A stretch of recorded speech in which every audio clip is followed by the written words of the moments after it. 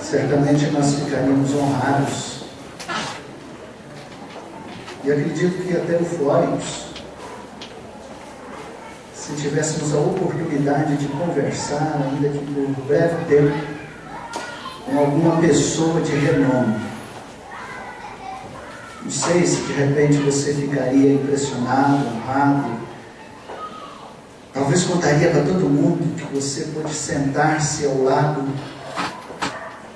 do presidente da República e conversar um pouquinho. Pode ser que você não seja do mesmo partido e nem tenha grande afinidade pela forma de governo, mas você ficaria se sentindo grandemente importante. Talvez uma grande personalidade, se não me falha a memória, Desmond Tutu foi o ganhador do Prêmio Nobel da Paz. Eu acredito que eu ficaria muito honrado de sentar ao lado dele e poder conversar um pouquinho com ele. Certamente eu falaria para as pessoas, eu contaria para as pessoas, eu tiraria uma fotografia e diria: olha, eu sentei ao lado do bispo Desmond Tutu, Prêmio Nobel da Paz. Você pode pensar em alguma outra pessoa, alguma outra personalidade, alguém que você admira, alguém que você acha famoso, alguém que se destaca na mídia e que você pudesse ter uma conversa, um bate-papo, uma conversa informal, alguma coisa assim bem tranquila, num local bem sossegado, quem sabe jogar um pouco de conversa fora, como a gente costuma dizer. Eu não tenho dúvida, queridos, que nós ficaríamos honrados com isso. Ficaríamos maravilhados com isso. Tem uma pessoa com quem nós podemos nos assentar e conversar com ela a qualquer hora que quisermos. E é a pessoa mais famosa do mundo. Conquanto um dos Beatles, se não me recordo muito bem, pode ser o Ringo Starr que tenha dito isso, chegaram ao momento, ao ápice na sua carreira artística, que afirmaram: nós somos mais famosos do que Jesus Cristo. Lendo engano, não são não. Não são. Não são mais conhecidos. E não fizeram o que Jesus Cristo fez. Jesus, irmãos, está a todo momento perto de nós, e podemos nos assentar com Ele e conversar com Ele longamente. Isso se chama oração. É sobre a oração que eu queria falar com os irmãos brevemente, porque eu gostaria de mostrar mais um pouco do Senegal hoje. Ver algumas coisas que nós podemos ver ali e poder tirar algumas lições para nós. Eu queria ler com os irmãos Lucas capítulo 18. Lucas capítulo 18, texto que nós queremos dar partida nesta breve meditação. E eu tenho pensado, irmãos, ultimamente, que a oração é algo que tem estado em crise na vida da igreja, na vida do crente. Acompanhe comigo a leitura de Lucas capítulo 18, versículos de 1 a 8. Eu vou ler na tradução da linguagem de hoje. Você pode acompanhar aí na sua tradução. Diz assim a palavra de Deus: Jesus contou a seguinte parábola, mostrando aos discípulos que deviam orar sempre e nunca desanimar. Em certa cidade havia um juiz que não temia a Deus e não respeitava ninguém. Nesta cidade morava uma viúva que sempre o procurava para pedir justiça, dizendo: ajude-me e julgue o meu caso contra o meu adversário. Durante muito tempo o juiz não quis julgar o caso da viúva, mas afinal pensou assim: é verdade que eu não temo a Deus e também não respeito ninguém. Porém, como esta viúva continua me aborrecendo, vou dar a sentença a favor dela. Se eu não fizer isso, ela não vai parar de vir me amolar até acabar comigo. E o Senhor continua: prestem atenção naquilo que aquele juiz desonesto disse. Será então que Deus não vai fazer justiça a favor do seu próprio povo, que grita por socorro dia e noite? Será que Ele vai demorar para ajudá-lo? Eu afirmo a vocês que Ele julgará a favor do seu povo e fará isso bem depressa. Mas quando o Filho do Homem vier, será que vai encontrar fé na terra? Como é que anda a sua vida de oração, meu irmão? Hernandes Dias Lopes escreve um texto dizendo que é impossível um crente viver sem orar. Não se pode ser crente e não orar. Isso não é possível, no entendimento deste autor conhecido e querido nosso. Como é que está a sua vida de oração? Há muitas coisas que militam contra a oração, e nós temos aprendido isso, temos visto isso. A correria do dia a dia, a falta de tempo, como nós costumamos dizer. As mulheres que têm, além do seu trabalho fora, externo, têm os seus afazeres domésticos, podem atestar muito bem que elas gostariam de ter talvez algumas horas a mais no dia.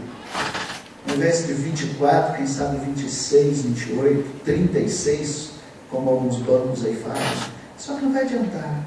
Nós vamos arranjar tanta coisa para colocar nessas horas, nós vamos arranjar tantas atividades para colocar, que ainda assim será um desafio tirar um tempo de oração. E a oração tem entrado em crise na vida do povo de Deus. E isso é muito fácil ser constatado. Basta você se fazer presente a uma reunião de oração, e não importa a igreja, meu irmão. Eu vou dizer isso para você. Nós somos aqui em média de 140 membros na nossa igreja. Mas eu já fui em reunião de oração cujo rol de membros constava de pelo menos 2.500 pessoas. E proporcionalmente fica do mesmo jeito. Encontrando 10, 15 pessoas numa reunião de oração onde a igreja tem 150 membros, e encontrar numa igreja com 2.500 membros no seu rol um número de 40, 50 pessoas. A CEPAL traz uma pesquisa dizendo a respeito de uma igreja, eu acredito que eu já tenha falado isso para os irmãos aqui, no sul do país, chamada uma das igrejas, conhecida como uma das igrejas que mais membros no seu rol tem. Segundo informações, ela tem a média de 15.000 pessoas no seu rol. E no culto principal da igreja, que é como de hoje, domingo à noite, a frequência não passa de 50 pessoas. A vida de oração, irmãos, está em crise. E orar não é fácil. Orar é simples.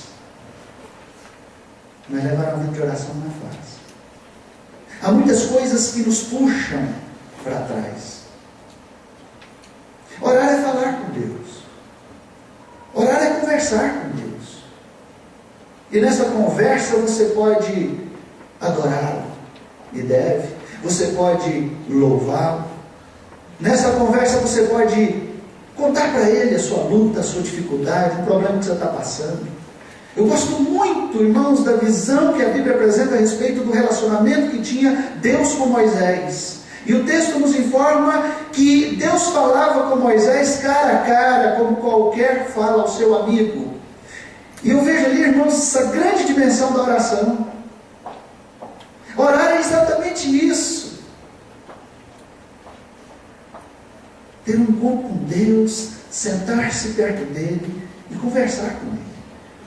Nessa conversa você pode contar as amarguras do seu coração, as tristezas da sua alma, as dificuldades que você está enfrentando, a luta que você passou no dia, o problema que você está enfrentando naquele momento. Você pode também agradecer a Deus por aquilo que Ele está te dando, por aquilo que Ele tem te dado. Reconhecer que tudo vem das mãos do Senhor, e como expressa-se Davi de uma maneira poética, das tuas mãos nós pegamos, Senhor, e entregamos de volta ao Senhor.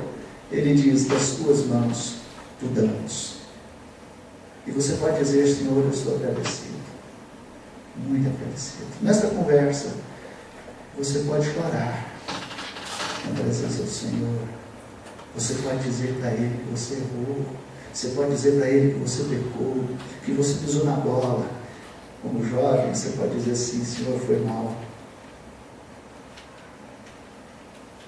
Porque Deus está disposto a sentar do seu lado e conversar com você a qualquer hora. E eu aprendo, irmãos, neste texto da palavra de Deus, em toda a palavra de Deus, que vale a pena orar.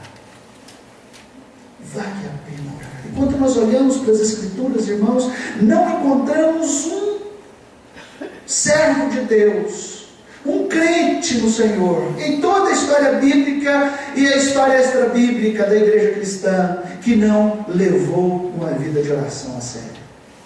Não encontramos. Porque a oração é a mola propulsora. A oração, irmãos, é o combustível que faz a gente prosseguir na caminhada, continuar, avançar, reanimar-se no Senhor. Isso me faz lembrar daquele episódio que Davi, quando vai lutar uma guerra que não era sua, se mistura com um povo que não era seu, estava fugindo de Saul, e ele se junta com os filisteus para batalhar contra o próprio povo de Israel, e deixa a sua cidade em Ziclag desguarnecida. E quando ele retorna, porque os filisteus o rejeitaram para entrar na guerra, ele encontra a sua cidade devastada, os seus bens e famílias sequestrados, a cidade queimada a fogo. E o texto diz que aquele homem, junto com seus demais soldados, se prostram e choram abundantemente até não ter mais forças para chorar. Mas ele levanta a sua voz e busca Deus. E o texto diz que ele se reanimou no Senhor. Ah, irmãos, a oração faz isso com a gente. Porque quando nós oramos, nós nos encontramos com Deus. E não tem outro jeito. Não tem outro jeito. Não tem outra forma de falar com Deus, de conversar com Ele. Esta é a única. Portanto, não é possível conceber um crente, irmãos, que não conversa com Deus. Um adorador que não fala com o seu Deus. E aí nós olhamos, irmãos, para a palavra de Deus e encontramos Jó orando pelos seus amigos, e Deus mudando a sorte de Jó no momento em que ele orava pelos seus amigos. A oração, irmãos, traz